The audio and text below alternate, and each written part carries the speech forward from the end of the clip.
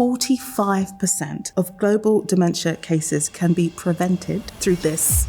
Kimberly, it is a true joy to have you here to help us navigate our way to a healthier and longer life. If nutrition has an effect on physical health, why would we not assume the brain might suffer similar outcomes? In the UK and really around the world, I think we're all super worried about everything and stressed. What's going on? The literal organ underpinning our mental health is much more vulnerable than it could be. Why is that?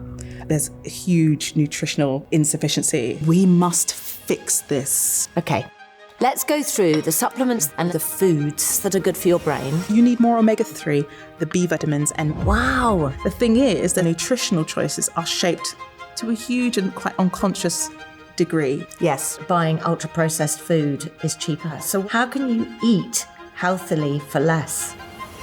But also, the very best thing that you can do is... At 57, this is the first time I've heard that.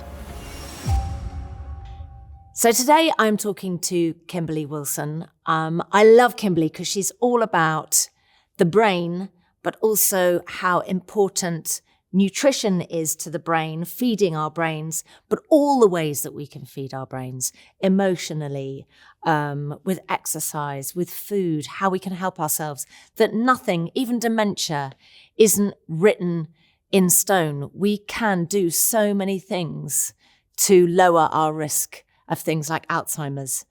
And I think sometimes we think that that's taken out of our hands. So I can't wait to speak to Kimberly. If you want to get more great content like this, please could you just click the like and subscribe buttons, because it means that we can continue to bring you amazing information, life-changing information. That's what we'd like to do. Kimberly, it is a true joy to have you here. So sweet. Chartered psychologist and food fanatic, but who's married the two to help us navigate our way to a healthier life and longer life. Hopefully, yes. Yeah. One of the things I wanted to talk to you about is the current mental health crisis that we feel like is hitting us in the UK and really around the world. I think if you look at anywhere. But is it? Are we? I think we're all super worried about everything and anxious and stressed. But is it about something that's actually concrete? Because I think we're stressed about health and work and the world. But is it just because we're more aware of it? What's going on? What's happened to us all? I mean, that's a kind of a big argument that everybody's still having. And in a kind of very therapist response, I think it's a little bit of everything. I have my very personal opinion, or my kind of bias opinion, which is if we're thinking about mental health as an emergent property of a brain, I think our brain health is not as good as it could be for various reasons. I think like the literal organ underpinning our mental health is much more vulnerable than it could be. Obviously, why is that? I think my position is that there's a huge nutritional insufficiency.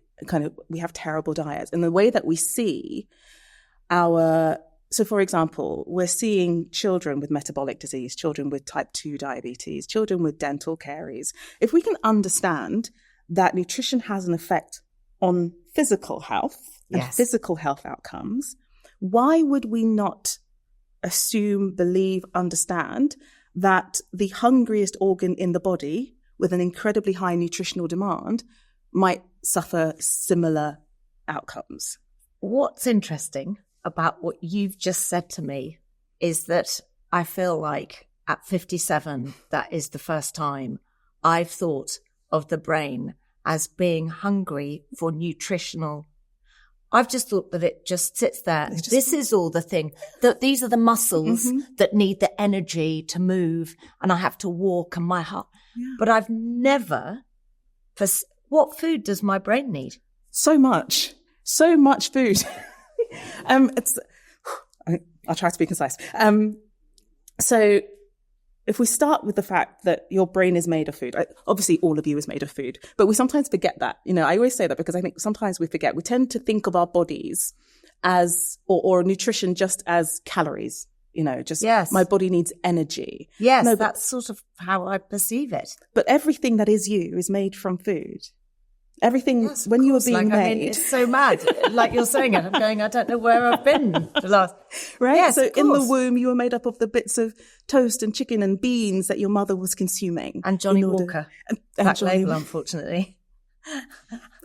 Well, this is absolutely the point, right? Because if we know that, for example, that things like alcohol and nicotine and caffeine can affect development in pregnancy, then nutrition too. Right? Yes, of course, yeah. So the brain is made of particular fats that have to come from the diet, omega-3 fats called DHA and EPA. And they are, if you think about the brain like a house, every second or third brick is omega-3. So if you're not getting enough of those foods during pregnancy, what we see is babies born with smaller brains that are less well connected. We know that. Wow. For sure, right? The World Health Organization calls iodine deficiency, the leading cause of preventable brain damage worldwide, right? The leading cause of preventable brain damage across the globe. Because iodine kickstarts development of your organs during pregnancy. And the brain is one of the very first organs to start developing. In areas where there's low iodine consumption, population IQ can be suppressed by about 15 points permanently. And at its extreme, iodine deficiency used to be called cretinism. Oh, so I just quickly want to ask you about IQ, because I knew this from when my kids were at school. I don't know how I learned it, but so many people are of the impression that if your IQ is this, you can raise it. That's not the case with IQ. You can raise it a little bit, or it can go down a little bit, either way. But your IQ is your IQ. Pretty much. But we think a big chunk of IQ is linked to literally the structure, the connectivity in the brain. Right. And that is laid down in the womb. In the womb. Wow. And so we know about iodine, for example, but then there was a study in the UK which found that 67% of pregnant British women had mild to moderate iodine deficiency. So it's really well known around the world. The World Health Organization says make sure you've got enough iodine, and yet most women in this country aren't getting enough. But I've had 3 children, and this is the first time I've had that. It's extraordinary. That is quite mad. We all know about folic acid. You take that beforehand. See, and this is it. So with folic acid and vitamin D, folic acid to reduce the risk of neural tube defects, absolutely. But that's not the only nutrient that reduces the risk of neural tube defects. Choline is another nutrient found in egg yolks, which does the same thing. And in fact, we think perhaps they might kind of work together to support that. Nobody gets told about choline.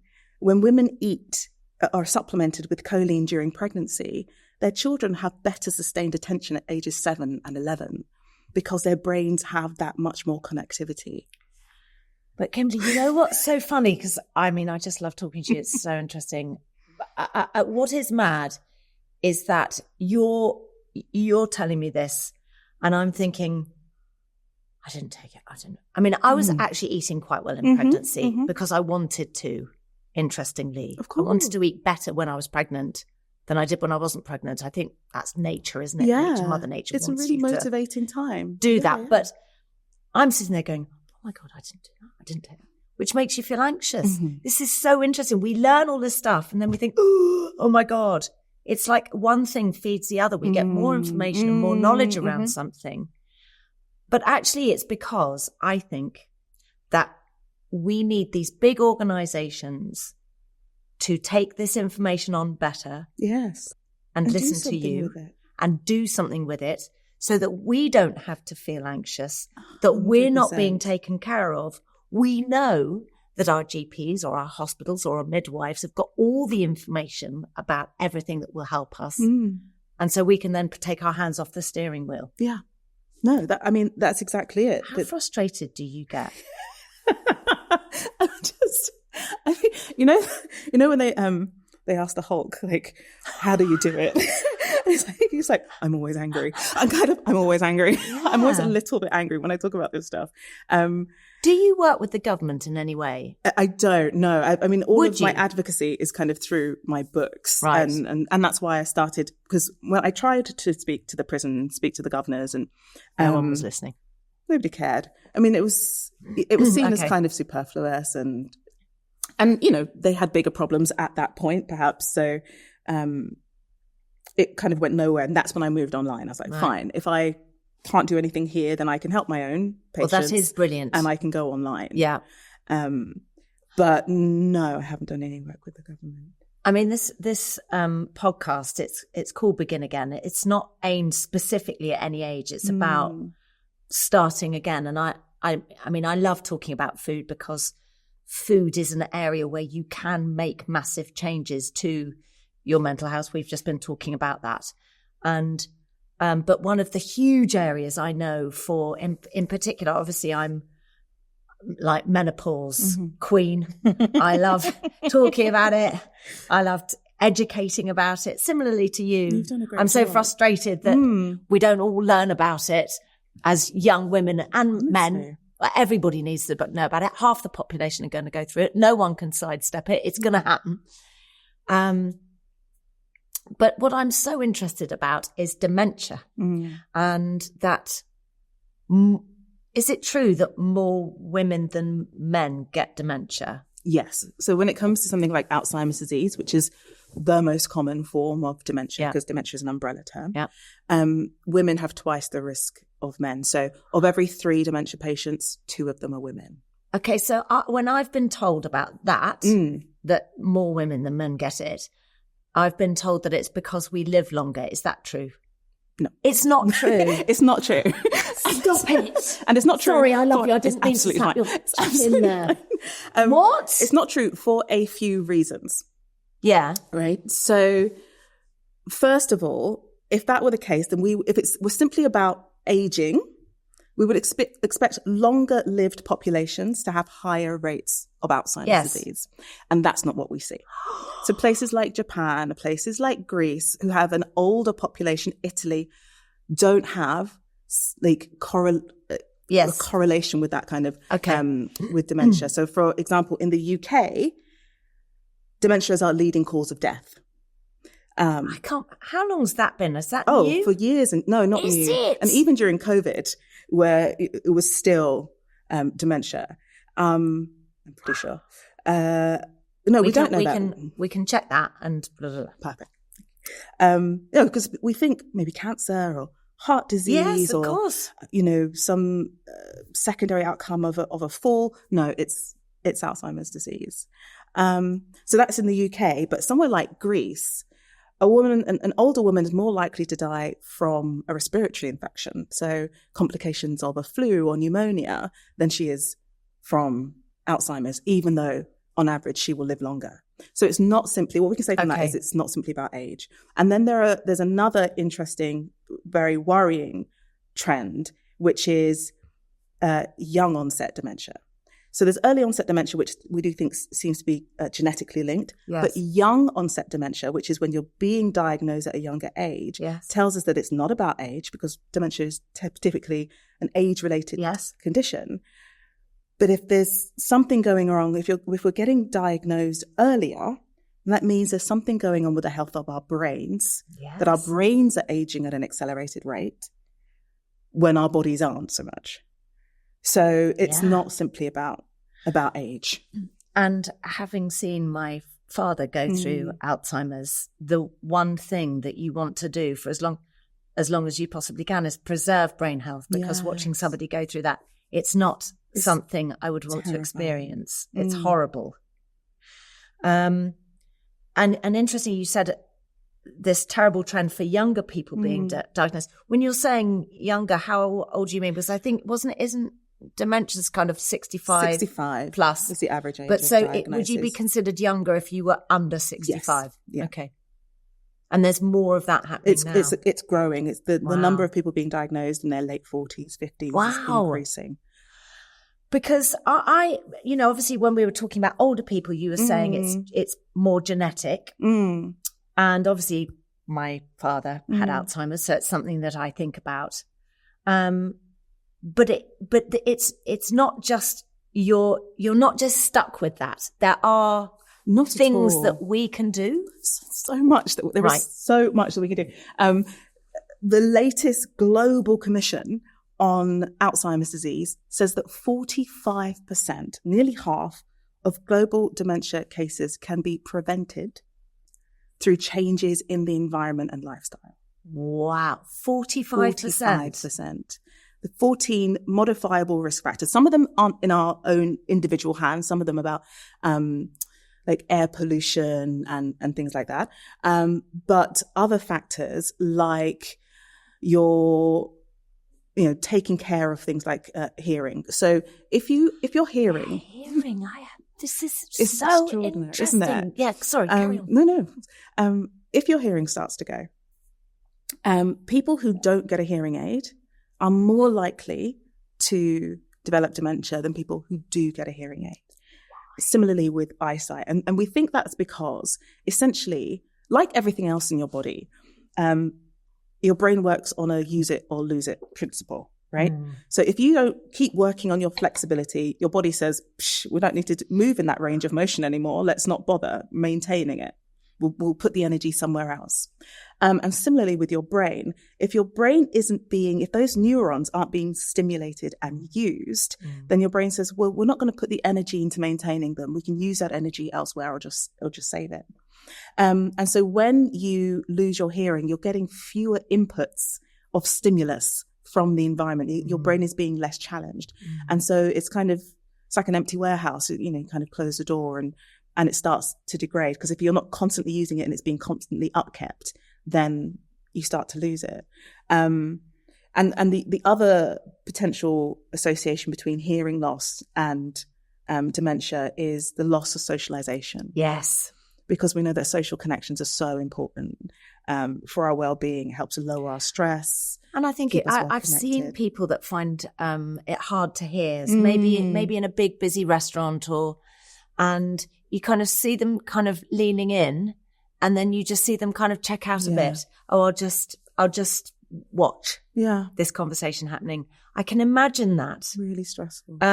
So that's interesting. So if somebody is thinking that they may be getting the beginnings, I know as a person of like later midlife, like I'm getting on now, that loss of hearing is something that you don't want to admit to.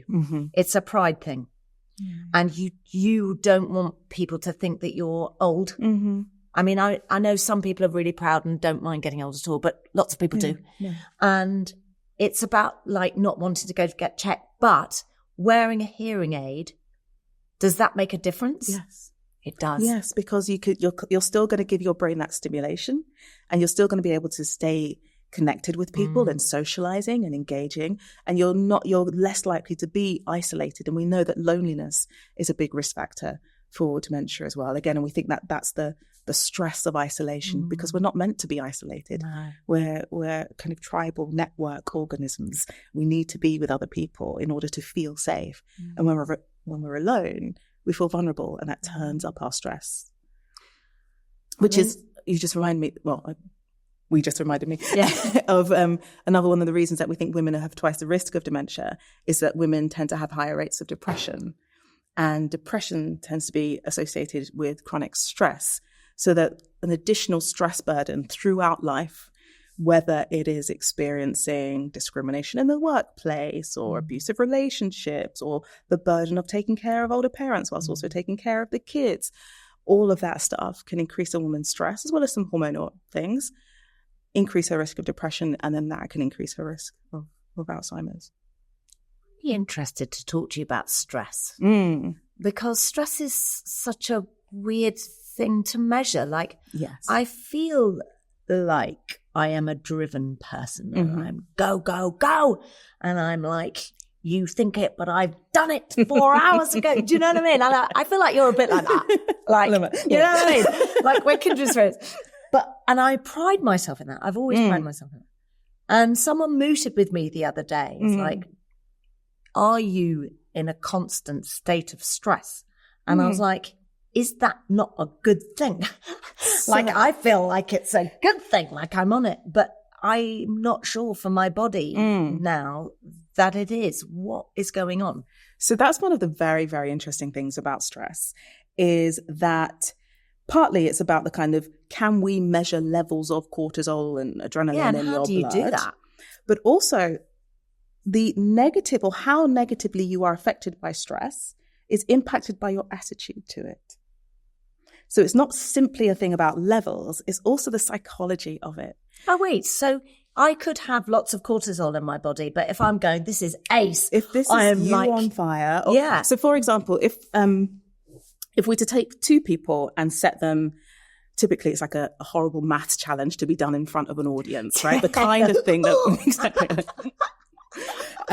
You get them to count backwards from 1,000 in sevens, like something horrible, that's going to just increase that stress. And if you can prime someone to, feel embarrassed and anxious about it, or you can prime someone to be like, this is a challenge. Let me see what I can do. Or it's not a big deal if I fail. Yeah. Or we will see that this person has fewer negative consequences of the same level of increased stress compared to the person who's perceiving themselves as failing, perceiving themselves as being negatively judged, So it's not just the stress itself, it's how we attend to it, what we think about it, our attitude to it, the meaning that we give to the stress. It's the same with burnout, right? So you can be working at a very, very high level. Again, you have two people working at a very high level. But if one person is being praised for their work, they have some autonomy over their work, they feel that their work is in alignment with their values, the same objective level of work for someone who doesn't have as much power over their time, feels like they're not taken seriously in the workplace, doesn't feel they're being paid adequately for their efforts, that person is going to burn out. This person is going to feel motivated. So it might be the same objective level of stress, wow, but the meaning associated with it changes our subjective experience of it. And so if it's not the actual kind of level of cortisol, it's how you deal with it. How do you know if how you're dealing with it is bad? I mean, I think I would probably be able to tell from what you've said. So then it's about changing thought patterns, right, around yourself. Don't be so hard on yourself. I've got to just tell you as a younger person than me, this gets better. Like, this is the benefit of getting older. When you were talking about doing the maths challenge in front of an audience, 10 years ago, that would have sent me into a cold sweat. Today, I just think, if I fail, I fail. Well, this is it. That's what's interesting. But but that's not the story that people are getting. I meet people as young as 30 who are saying, this is it for me. I don't want to get any older than this. It's really interesting because age has become a fear. A terror. And anxiety, like a real hasn't it? Terror. And longevity, you'd literally do anything. You'd cryogenically do this. Inject yourself with the blood of a teenager. And get your vitamins and then get your iron and then, you'd never drink and you'd never have fun. And, it's like interesting how I feel happier in my own skin now than I ever have done before. It's just a bit wrinkly. Yeah. Well, and that's when we talk about kind of menopause and how that's experienced across the globe in societies where aging is valued and looked well upon, and women are valued for their wisdom and their experience and what they can offer to the culture or to the society. They have fewer negative symptoms of menopause. Oh, wow. God. It's mind-blowing, right? It's the way that we think about things. I mean, and I'm telling this to my clients in therapy all the time, that it's not just the thing that happens to you. It's the story you tell yourself about it. That's what will impact how badly you're affected by it, right? So if I'm dumped, I'm in love and my partner breaks up with me, I will have a markedly different experience of that breakup if I tell myself it's because I'm unlovable, it's because I did something wrong, I'm going to be lonely forever, if I tell myself a story about my worthlessness, compared to if I tell myself a story about this is what happens to people, nobody ever gets married to their first love. This is heartbreaking, but at least I now have different options. I'm learning. I can take what was good. Maybe, just because it's ended doesn't mean it wasn't valuable. It doesn't mean that there wasn't something beautiful there that I can hold on to. I will have a completely different experience of that breakup. It will still hurt, yes, but I will have a different experience of the breakup and myself, depending on the story I tell about it. I think really the self-perception is such an enormous thing, and obviously we can do a lot about talking to ourselves in a different way around problems that we're facing. So stress and things like that, we've learned that that's a big change. I want to bring food into that now, nutrition. And how can, let's talk about supplements and dementia, for example. You've talked about omega-3s. I mean, let's go through the supplements that are good for your brain, and let's go through the foods that provide those minerals and things like that. Yes, 100%. So there's a lovely study on this called VitaCog, which people can look up. And what they did, which is why it's such an elegant study, was to take people who already had two big risk factors for dementia. So they were already older, over the age of 70, and they already have a condition called MCI, mild cognitive impairment. So that's not Alzheimer's, but it's the type of start. Yes, it's considered a risk factor for Alzheimer's. It's a slowing of cognitive abilities. You're not quite as sharp as you used to be, a little bit more forgetful. Maybe you don't follow a complex conversation quite as well. And so, as I say, it doesn't always become Alzheimer's, but it's considered a risk factor. We want to watch out for people who have MCI. So two big risk factors. And what they did was, again, it was a placebo-controlled trial of B vitamins. I'm going to give you some B vitamins for 2 years to take. And then we'll see you in 2 years' time. We'll scan your brains and we'll give you some cognitive tests, and then we'll see how you're doing compared to placebo. At the end of those 2 years, I think it was 2 years, the people on the supplements, on the B vitamins, had a 30% average slower rate of brain atrophy, brain loss, the shrinking of brain cells, compared to the people who were on the placebo. But only if they also had higher blood levels at the start of omega-3, because omega-3 works with B vitamins to protect the brain. So the people who had high blood levels of omega-3 and the B vitamins had a 40% reduction in brain atrophy. And that's extraordinary because we don't have medications that are as effective. The medications that have been licensed in the US and that NICE are saying we can't have them on the NHS here because the risk profile is too high. They don't give you that level of improvement or slowing of disease progression. And they have, the side effects include brain swelling and brain bleeding. Like, this isn't the kind of... But I don't understand.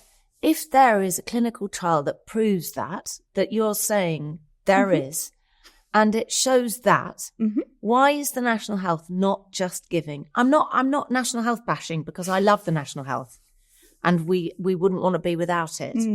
But there feels like a misfiring here, that it's cheaper than these drugs, I would imagine, no side effects, and we could all be healthier. I think they would say that we haven't got enough evidence. We need more placebo-controlled trials. The thing is, there's not so much incentive to do lots of placebo-controlled trials on non-patented products, right? A B vitamin and omega-3. So it's about money. It's partly about how do we build up a body of evidence, right?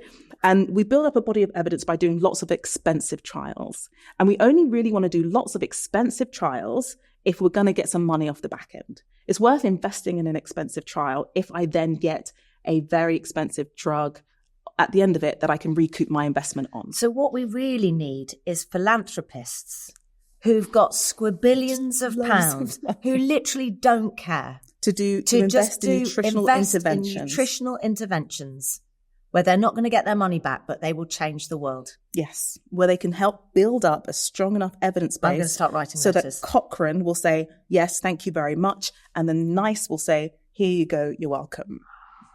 Because at the moment we don't have that. So with something like omega-3, for example, there aren't enough studies that indicate benefit for things like dementia, even though we have these kind of smaller individual trials. Where we do have good evidence, but we still haven't done anything with it, is around premature birth. Can I just say something? I think we need to get you anger management classes. I mean, I feel so sorry for you. It's really hard. On the edge. I just want you to know that if you ever need to call someone and just blow off some, I'm going to give you my number. Thanks, you do that. You're never going to guess what. It's hard. Sorry. Finish what you were saying, and then we could, yeah. And then I'm talking about my rage. Yeah, great. So we have really good evidence from Cochrane. So Cochrane is this international group of researchers who collate all of the evidence, analyze it, and then say, yes, this is strong enough evidence for us to make recommendations for public use. Yes. And Cochrane, I want to say 5 years ago, published a review that said, supplementing pregnant women with 200 milligrams of omega-3 reduced very early premature birth by 42%.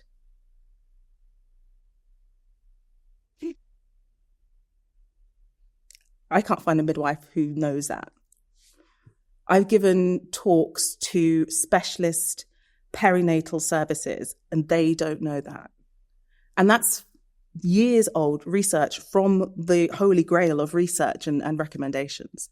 So there's why does it not get out there? Where are we going wrong? So in my first book, Wait, can we just talk about the books? Because this is a good time. Thank you.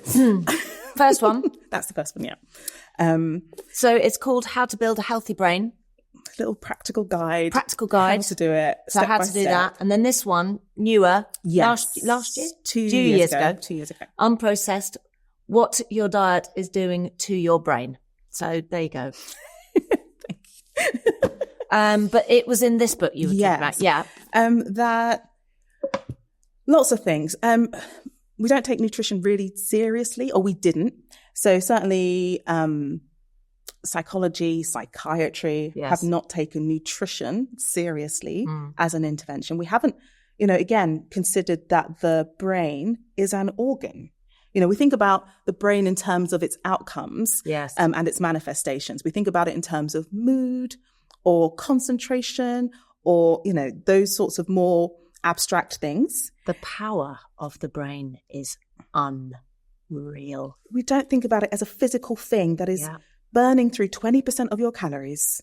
Didn't know that. Yeah. So amazing. Only 2% of your body weight, but a quarter, 20% of your energy when your body is at rest is going all to your brain. Yeah. So it has this huge metabolic rate, like constantly burning through energy. It needs food. It needs food. Interestingly as well, I'm sorry, I keep in, but I want to get all this information at you. No, and I will just keep otherwise thinking things. So, I was always kind of trying to be as sugar-free as possible, low sugar diet, and obviously processed sugar, obviously sweets, cakes, biscuits, and things like that. I do avoid, but the brain needs glucose. The brain runs on glucose, doesn't it? Yeah, it's like if you stop everything, like fruit and carbs and everything, then your brain's just going, what am I supposed to work on? Well, exactly. So your brain runs on glucose because between glucose and fat, glucose burns more cleanly. Essentially, you need more oxygen to burn fat as fuel. And your brain doesn't have much room. It has a very high metabolic rate. So, it would run out of oxygen very quickly if it was running on fat. And you don't want that. You don't want your brain to run out of oxygen. No. It would create too much what's called reactive oxygen species, oxidants, basically. And when you get too many of those, they damage the very delicate brain tissue. So you don't want that happening either. So essentially glucose is a cleaner, better fuel for your brain. It will run on glucose preferentially. But yes, if you cut out all sources of glucose, starches, carbs of any kind, your body would start to have to try to make glucose by itself. It would either do that from breaking down the proteins that you were consuming, or if you weren't consuming enough protein, breaking down your body's own muscle. Isn't the body an incredible tool? Isn't really the way is. that the brain seeks food in other places if you're not giving it? And Everything isn't it is interesting? organised. So now, having spoken to you for a bit, I totally get everything that you know about the body and the mind, how the two are just so deeply connected, and they all need, I've just thought of the word, you're going to love me. Homeostasis. Beautiful. Everything, everything is working towards protecting your brain, right? Yeah. Your brain is the only organ completely encased in bone, right? Yeah. It's so delicate and so important. You know, when in utero, in the womb, the body will preferentially pull down particular nutrients from the mother's body to fuel the brain. Just for the brain. Just for the brain. Do you know I had a brain tumour? Yes. And it was a colloid cyst. And it most likely started in my mother's womb. Extraordinary. Isn't that mad? It is. Yeah, I was like, what? When in utero even. So it's interesting with you talking about that. I was thinking, I wonder if like that, all the little something little started and then. Yeah. It's so, I mean, it's extraordinary how you found out about Yeah. that. I mean, but you know, and you keep talking about the brain and this amazing thing, and I keep thinking about Kevin, who's seen it. Yes. Like, bang! You know, absolutely mad. Have you seen pictures of your own brain? Well, he's got video footage of it, and I keep asking to see it, but I think he's just Wants to give you a bit of time. he's giving me a bit of time I think that because makes I keep going, I'd love to see it, and he's like, let's. Yeah, I think so. But I would. Hopefully, I will. I really want. I'll share it with you. Amazing. I went to a talk, the MS Society do an annual talk, and one of the speakers had a 3D print of his brain. And it was just the best thing, his actual brain to scale. I just thought it was the most amazing. Yeah. I mean, an MRI of a brain is mad. Yeah. You get cuts through your eyes and your nose, and you're like watching it slither through. It's so crazy. None of us want to be that parent who's constantly texting their kids, "Where are you?" So I've partnered with Life 360 today, who have the solution. For me, it's not just about keeping up with day-to-day plans. I've got a daughter on the other side of the world in Australia, and with the time difference and everything, we are always playing phone tag, trying to find a good moment to call. But with Life 360, I can just check in with her without needing to pester her every 5 minutes and get peace of mind without being that mum. And it's not just for family halfway across the world, it's actually brilliant for everyday life. No more endless texts checking if someone's on their way or waiting up because you don't know if they've made it home yet. Just open the app and see. Simple.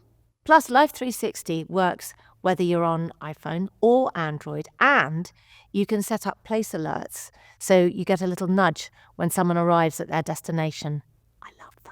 If you want to make life easier and stress a bit less, download Life 360 today and family-proof your family.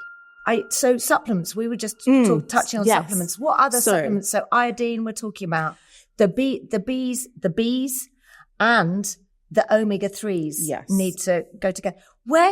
Is this all on your page? Do you talk about it? How do we find out? I talk about it everywhere. I will stop where do people we go? in the street. Instagram's probably the place to be, and my podcast. So Instagram, where what's your podcast called? It's called Stronger Minds. Stronger Minds.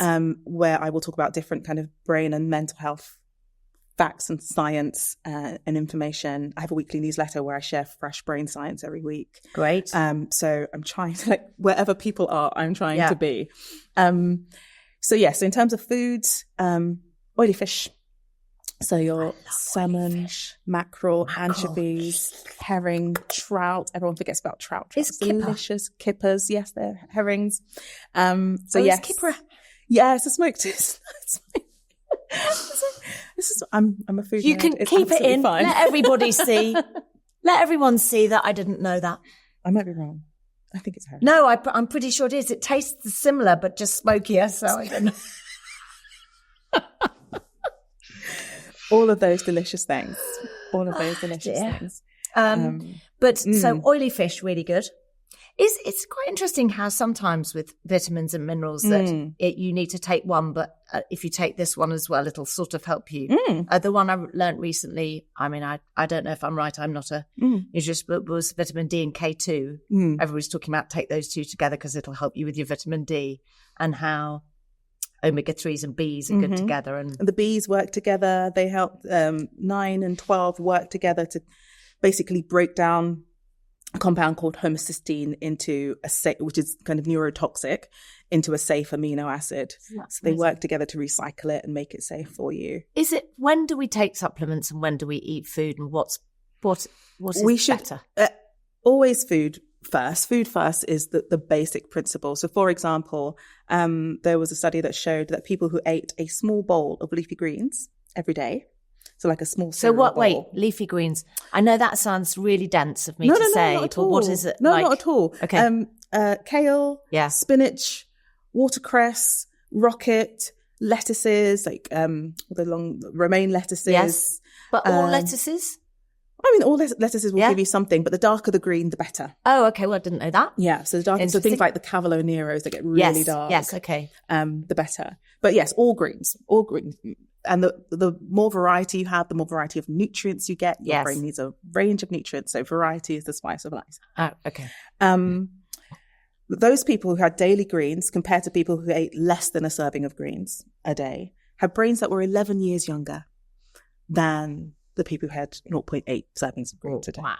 Right? Okay. And then in a separate study that looked at those nutrients in brain samples, found that the levels of those nutrients associated with leafy greens were 50% lower in the brains of people who died with Alzheimer's disease compared to the brains of people who died with healthy brains. Wow. So we think that these nutrients are particularly protective, full of antioxidants. Like I said, those oxidants really damage the brain. And your brain has its own internal antioxidants called glutathione, but because it has such a high metabolic rate, it's always kind of throwing out these. Yeah. And so if you can give it an extra support with these other antioxidant compounds in your food, particularly food, because antioxidants as supplements can knock the immune system out of balance. Right. Which is what you do not want. No. But through food, you're golden. And so we know fishy or oily fish, greens. Leafy greens. And then I would other say... brain food. Is magnesium a thing? Magnesium is a thing. For the brain? So the caveat and the kind of full disclosure here is that I do try to optimize my diet, but I do also take a little cheeky supplement. Because I take magnesium. I take magnesium. I take a B complex. I take my vitamin D, and I take an omega-3. What I consider to be the best evidence. I just tell you brain something? Supplements. This is going to sound so shallow, and we are going to start an absolute craze of people running to the local health store. I'm going to copy what you do because you're the brain health lady. I eat really well. I just copy researchers. Okay. Yeah. You copy researchers. Yes. And they're doing it. I'm doing it too. I spoke to one of the leading brain researchers, Michael Crawford. He's been talking about this stuff since the 70s. He will eat fish about 4 or 5 times a week. I do too. And I just thought, well, if he's... I eat mackerel. I'll eat half a fillet of mackerel out of the fridge as my snack. That is my mid-morning snack. That's where I've got to. Beautiful. But because I love the taste, I'd rather eat that than a biscuit. Mm-hmm. Yeah. I love the taste of it. Your brain loves you for it. Yeah, well, I hope so. It's been through a lot. Did Kevin give you any kind of recommendations for what to do post-surgery? No. I mean, it's been it's been interesting. Short-term memory loss is a really weird one. I've had basically Alzheimer's in return. I was like a very advanced Alzheimer's patient that could feel herself getting better every day. It's been I mean, I'd love to talk to you about it one day.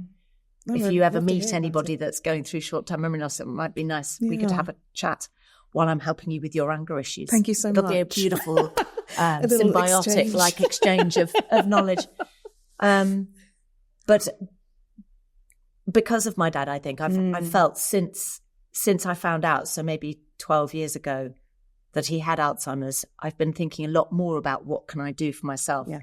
Can we just discuss exercise? Yes. Exercise is probably the strongest evidence base we have for protecting brain health long term. Every time you move, you're helping your brain a little bit. And I like the fact that you said every time you move, because it's not just, I was talking to somebody this morning. It's not just going to the gym, it's being active. What does that look like for a brain, and what kind of activity helps? So everything. So we can split it into three. So we can think about cardio, strength training, and mindfulness type exercises, right? Cardio, really the same thing that it does for your heart in terms of kind of keeping your blood pumping, keeping your blood vessels flexible and responsive. That's what it does for your brain, because you have 400 miles of blood vessels in your brain. Wow. Feeding all of those really hungry cells who are burning through all of this energy. And so they need a constant, regular, reliable supply of oxygen, nutrients, and glucose. That's what a stroke is, right? If that gets blocked and you can't get access to those cells, and those cells, the rest of your body has the capacity to store energy as a backup. That's what fat is. Your brain doesn't have a backup store of energy. Your brain cannot store energy. So we never want there to be an energy crisis for your brain.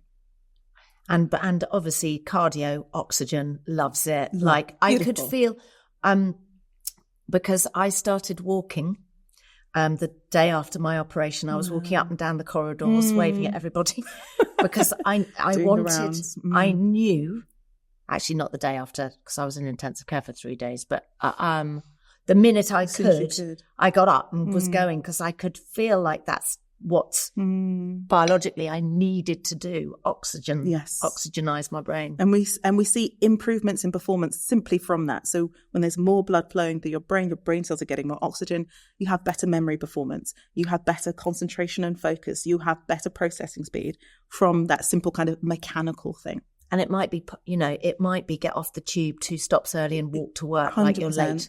Or it might be, but just do something. Something as short as 4 minutes can be sufficient. It can be really, really, really small doses can be really, really helpful. When it comes to resistance training, so, anything that's about building muscle, that's lifting weights, body weights, push-ups, kettlebells, anything that's building muscle. Essentially, the same chemicals that are released to build muscle, growth factors, cross into the bloodstream, up to the brain, do the same thing for your brain. They help improve the survival of the brain cells that you have and encourage the growth of new connections, strengthening your brain. So you will hold on to your brain volume the more exercise you do, because your brain starts to shrink. Yes. It starts to shrink from about your late 50s by about 0.5% per year. And that's considered normal. I don't consider it normal. I find it terrifying. But walking, resistance training, they can reverse that age-related shrinking, particularly in the hippocampus. They can reverse it. Wow, that's great news. Beautiful study which had people walking. They started at 5 minutes, started at 15 minutes.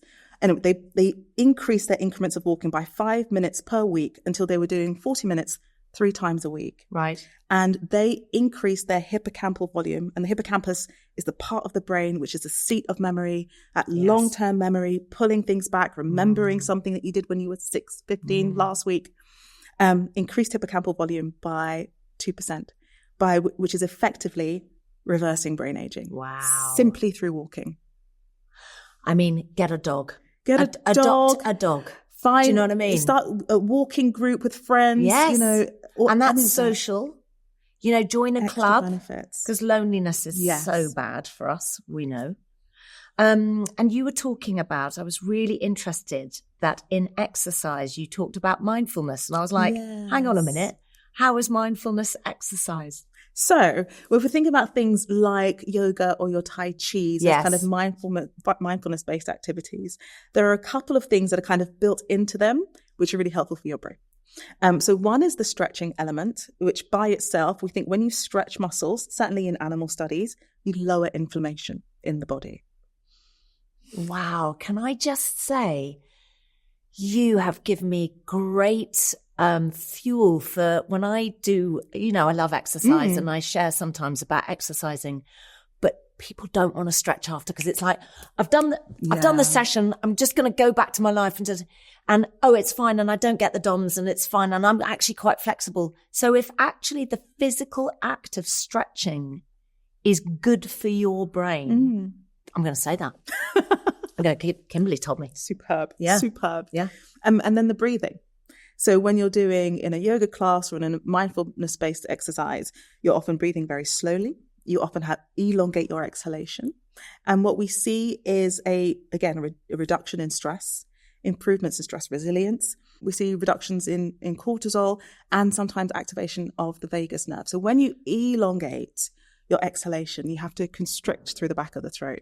And say that the vagus nerve is this kind of long winding nerve that goes down from the base of the skull and it goes through all of your major organs and rounds out in the gut. I'm hearing a lot about the vagus nerve. Yeah, it's the nerve du jour. It's like everyone's favorite nerve. Why? Because it's on one hand, it is the main structural component of the gut-brain axis. And we all really care about the gut-brain axis at the moment. So it's that bi-directional communication between your brain and your gut. But as I said, it goes through all of your major organs. But if you think about it like a motorway, if you think about this nerve like a motorway, 7 or 8 of the nerves or the kind of the direction of traffic is upwards from the body to the brain.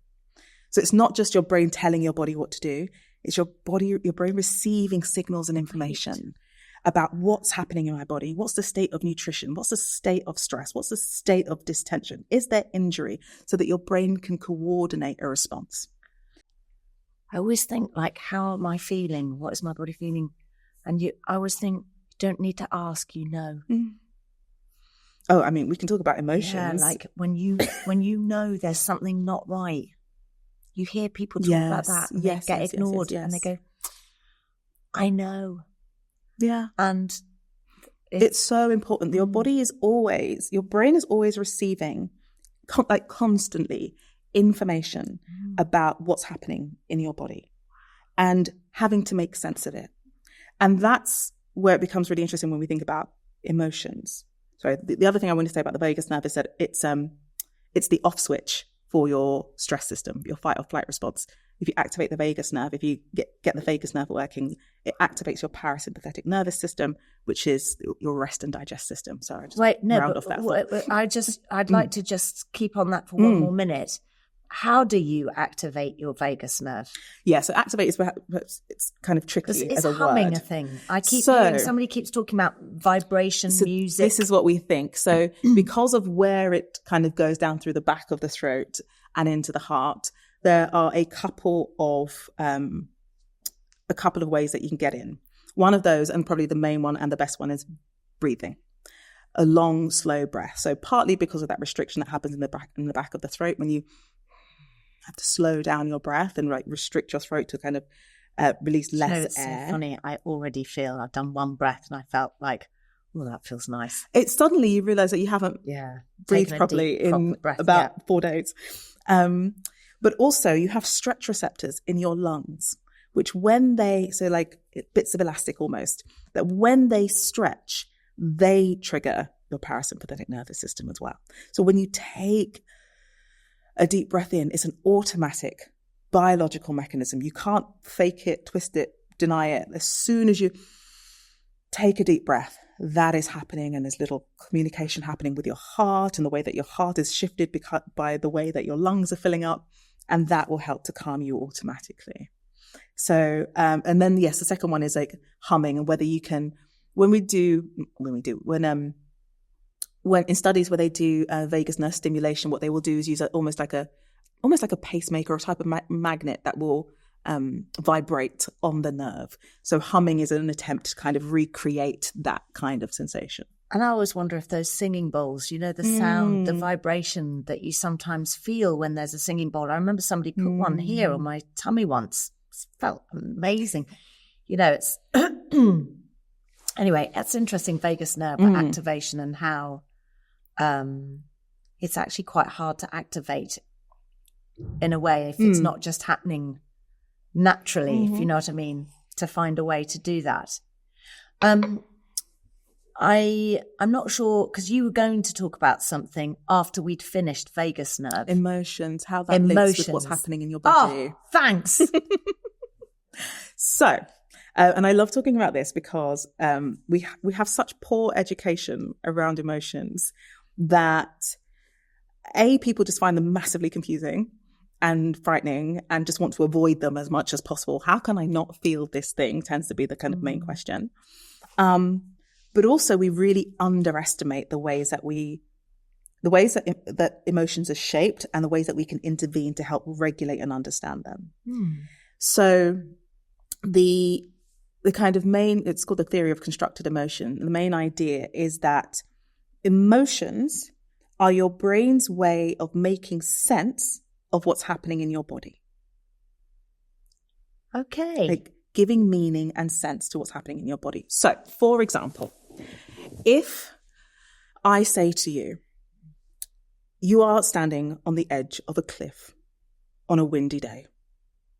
Right. I'm already. All right. Okay. Yeah. You've got butterflies in your stomach.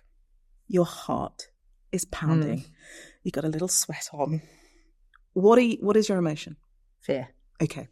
So you've interpreted from the information I've given you about the environment and probably your previous experience. And from what your body is telling you that you're in a state of fear. If I said, Davina, you are a highly experienced paraglider. You've done 400 jumps in your life, and these are the perfect conditions for a flight. Now what are you feeling? Excitement. Oh, wow. Right? That's mad.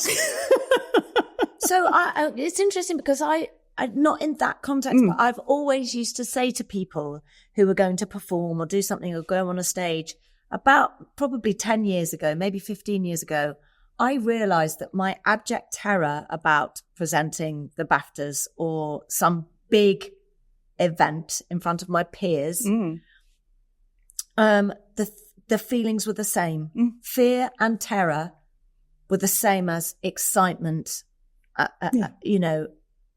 And I thought, I've got to stop using the word I'm terrified and start saying I'm excited. And it really made a difference. Yeah.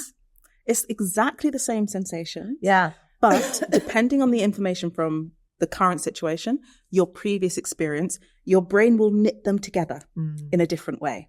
And so simply by changing the input of information that I gave you, you switched from fear to excitement. And that would change the way that you approached, you know. So anyone can do that. Anyone can do that. And it's about understanding what is happening in your body, right? So essentially, that feeling of terror or the sensations of butterflies in your stomach and all of that sort of thing are, on a fundamental level, your body trying to prepare for challenge, right? Because all it knows, all that your brain and body know is that something is happening. We don't know what's going to be the outcome. That's the ambiguity of it. That's the unknown part of it. And because it's unknown, I can't predict exactly what you're going to need to get through this. It's kind of why your brain hates uncertainties, because it can't predict how it's going to survive. So it says, what can I do? The very best thing I can do is give you more energy. The very best thing that I can do is release more glucose into your bloodstream, more fats into your bloodstream to fuel your brain so that you can think quickly, increase that processing speed, and fuel your muscles in case you need to find an escape route. So that's all that's happening. All of that sensation is associated to your body saying, I know you're going to need energy for this. That's all I can do for you is give you energy. And then your brain has to work out what it does with those sensations. Do I turn that energy into fear?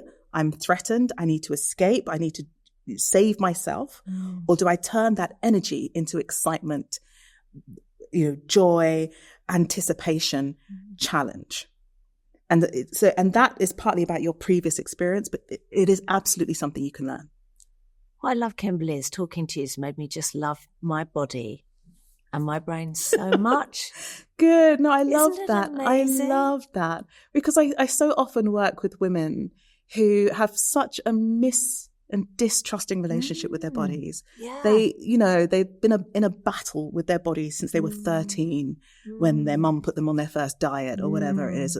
They've been told that the body that they have is inadequate or undesirable or wrong or broken, and they don't understand their bodies. And I will sit and I will tell people that, you know, when you crave sugar during a really stressful period, that's your body trying to take care of your brain. It's that same process of trying to ensure that you have enough energy, especially if you don't have anything else to rely on. It's your body doing its very best to protect you. God. And just having that little shift in frame of how we think about our bodies can just ease some of the kind of hostility. Yeah. And I just think it's incredibly sad to be in a hostel. This is you. Yeah. You're fighting yourself, really. Always, all the time. Just a quick one on you just mentioned young girls coming in and hating their bodies, and it can start, or an older woman coming to see you, but it all started as a young girl when her mother did. What is, in terms of helping a woman love her body and herself, what are the big no-nos as a parent, if there are any parents watching, on how to talk to a young boy or young woman about their body shape and type? And okay, where to start? The very, very first thing, if I would just slightly steal that question for a moment, that I would want parents of young girls to know is that putting on weight is the trigger for puberty. And so don't panic. Because what will happen is that there'll be a young girl and she will have been, you know, kind of a child, like a waif-like child all of her life. And then sometime around 11, 12, 13, she suddenly becomes a bit more plump, right? And that, so often I have seen that to be the point where the parents panic. And maybe, you know, the panic is driven externally. People are talking about childhood obesity and, you know, you don't want her to go down this road and but they panic. And then they say, we must fix this. We must change your body as quickly as possible before this becomes a terrible thing. And all of a sudden, the young girl who has never had to think about her body at all, except to run and do PE and whatever, is now suddenly looking at herself and thinking, this is a problem. This is a problem. Yeah. God, it's so sad, isn't it? And that is just the off-road for a happy relationship with your body. So I'm planning a podcast around this very subject. I would start there. Around parenting? Around fat. Oh, great. That's such a good idea. Just about understanding it, because we have such a pejorative relationship with it that we don't understand that when fat works, it's doing something really important for you. And actually there are ways in which fat is essential in lots of ways, but certain timings of fat, we think that older women who have a little bit more body fat, it will protect them from falls and frailty. Totally. And if you, stuff. I mean, what I've just been through, I was in bed basically for 2.5, 3 months. I lost so much muscle and fat. I'm literally eating enormous quantities to try and get back, but it's very hard when you're older. So thank God I had a little bit of buffer, not a lot, but enough, and I'm rebuilding again. It is true. You never know when something's going to happen and you're going to need that. Yeah. And it's just your body always trying to look after you. So I would start there, but then I would say, you wouldn't start with the women. Try not to, your children will look up to you as an example of how they talk to themselves. Right. So always ensure that you're talking to yourself with kindness. Yes. And compassion and love, that you're not pointing to bits of yourself and going, ugh, I hate that. I know that's incredibly hard because of the way that we're socialized. And, I certainly grew up in the era where people were circling bits of women's bodies. In magazines. On the front pages. Circle of shame. And then looking at them and thinking, is it terrible to have a sweat patch? Okay, well, that means it's terrible to be human. So bad. All right. And to be constantly on guard for what someone else is thinking about your body. And I think the terrible thing about that is that it leads to self-objectification. So instead of being in your body, feeling it, connecting with it, getting to know it, listening, being like, what do I fancy eating today? Well, that's going to be driven by, what my body needs in part. Did I eat too much yesterday without moving very much, or did I undereat? And does my body am I feeling particularly stressed? And my body that's part of the kind of of the unconscious signaling that's coming from your body, the more that we begin to objectify ourselves, we begin to look at ourselves from the outside as an object that is either attractive or unattractive, the right shape or the wrong shape, the more we disconnect from that communication with our bodies. And the more we just start doing things to our bodies. Right. I should eat this. I should do this exercise, even if it's a type of exercise that my body doesn't like, that doesn't feel good for me. Physiologically. Yeah. Right. We all move in different ways. We all have different levels of flexibility. Some of us are more mobile than ever, in terms of kind of our ligaments. Some of us have more of a propensity to build strength, and we might like that. We have to listen. But we really have to listen. We really have to listen. That's so true. Another massive area that everybody's talking about, and I get so confused about it because, especially now that I'm trying to put weight back on, but they talk about it being brilliant for your health. And is it good for your brain is fasting. I get so confused about fasting. It's like it feels... I think I have 11 caveats about fasting in this book, which I would just, direct people to. Okay, so what? In this book, How to Build a Healthy Brain, there are 11 caveats. I think it's 11. About fasting. About fasting in particular. So there are benefits to it, but there are... So chapter 8. Okay, great. Thank you. Fast or not to fast. So what we have when it comes to fasting is a lot of animal data. Mice, worms, dogs, rabbits, some primates, flies. But not human. We do have human data. Okay. But most of that is on men, as is so much research. It's so interesting. And so the theoretical benefits are things like increasing a process called autophagy, which is like your cells cleanup process, and how your body takes out the kind of metabolic waste.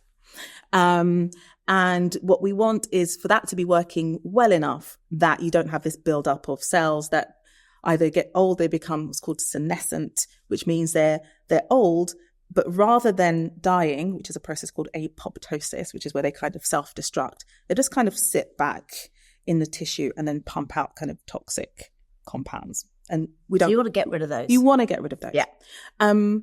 So that the theoretical and kind of mechanistic basis of fasting is that after a certain period of time, you switch on processes that turn up that that process. However, it's very hard to get really good human data because people find it really difficult to fast. You don't know whether the benefits that have been seen last, whether you need to fast forever. Also, it's very difficult in the research to understand what protocol people are talking about. Are you talking about an 18-6? Are you talking about every other day fasting? Are you talking about one meal a day? Are you talking about prolonged fasting? It all gets mushed together and it's not very clear. Yeah, we're just confused about what's the best one. Like, what should we be doing? But what's also true is that women's bodies are really acutely sensitive to energy availability and particularly carbohydrate availability, because carbohydrate availability feeds female hormone production. And so what can happen, and I have a colleague, Renee McGregor, who works around hypothalamic amenorrhea and women losing their periods from insufficient energy. Right, intake. I've heard about that. I had a friend of mine who wasn't eating a lot at school and her period stopped. That kind of thing. And it's the thing about losing those hormones is that it's not just about periods. It's about bone density. It's about brain health. It's about kind of stress resilience. And what we don't have, for my liking, is enough evidence on the long-term safety profile for women of this intervention. So I struggled to say that it's something that should be recommended. People will experiment, and I'm broadly libertarian, but I want people to have good information, and I want them to be informed choices.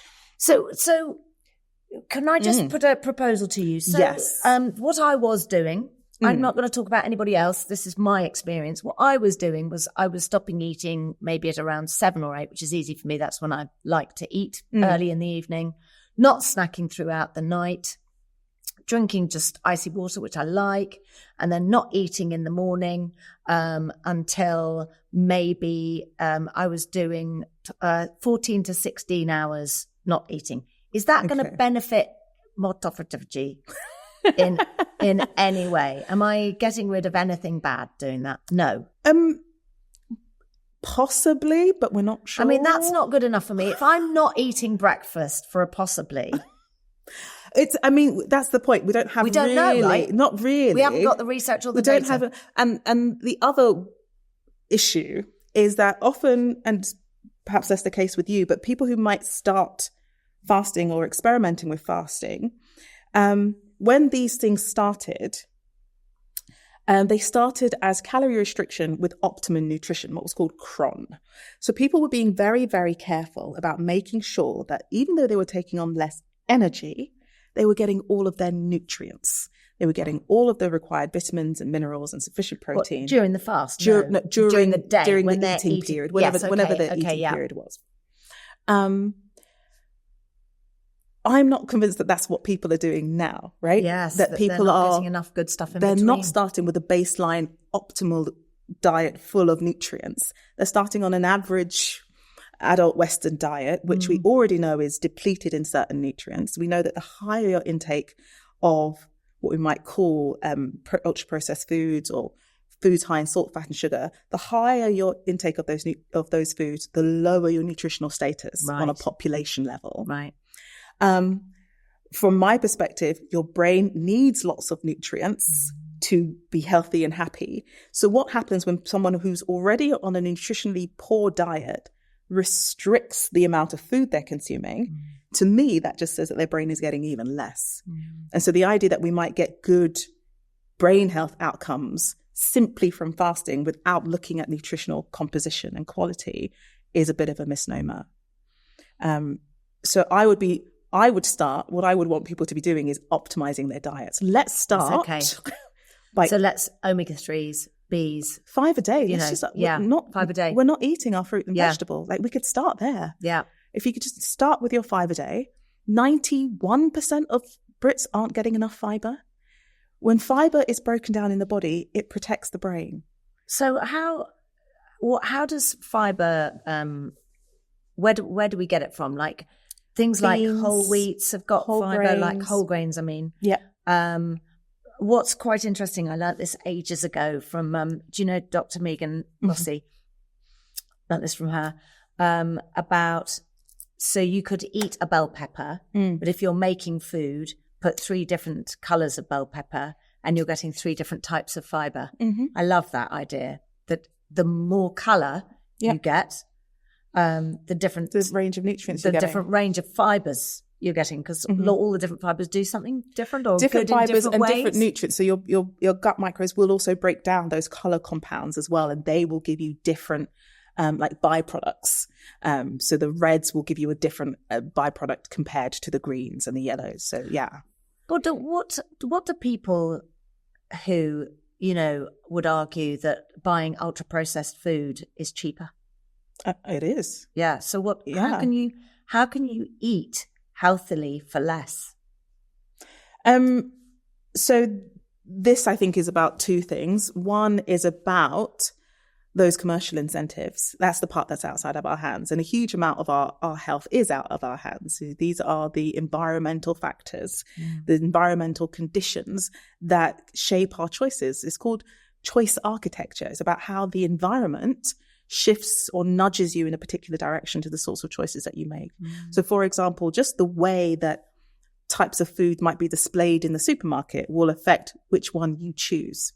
Just the way that they're priced next to each other will affect which one looks more appealing to you, the labeling, all of that stuff, the amount of times you see a particular advert. So our choices and particularly our nutritional choices, are shaped to a huge and quite unconscious degree by the environment. And that's why I do think that there is a responsibility and a role for government to make it easier to make those healthful choices, whether that is about reducing the costs of fruit and vegetables. So much fruit and veg is wasted. Yes. Is there a way that we could subsidize it to make it easier and more accessible for people? Is there a way that, I know Chris Van Tulleken disagrees with reformulation, but I think reformulation is. But do you know what I want with this podcast? I want to hear all opinions. So I'd love to hear your opinion. If it's different to Chris's, that's. So I think reformulation. So making convenient food, because we do rely on convenience food. We are time poor. So reformulating food so that they are more nutritious. Yes. The foods that we are already eating, can we make them more nutritious? That's before we can overhaul the entire diet culture of the UK. Will that just help people to eat more nutritiously? But I think that's also understanding that for my daughter did dietetics in Newcastle and she was up there and she realized that people find great comfort in the food that they love. Yes. And to say to somebody, oh, you can't eat that anymore, you've got to eat this, is actually sends people into a depression because, but this is one of my greatest joys, my food.